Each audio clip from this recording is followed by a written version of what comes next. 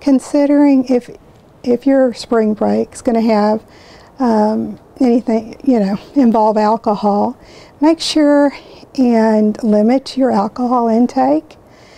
Also, don't ever leave your drinks unattended. You don't want somebody to slip any type of drug into your drink. Again, being with friends, or helping each other, overseeing each other's drinks.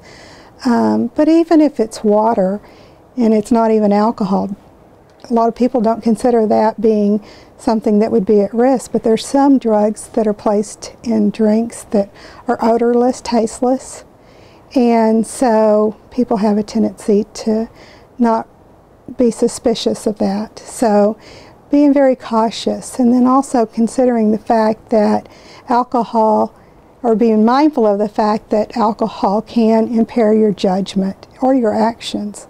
So that's another thing I would definitely want people to keep in mind.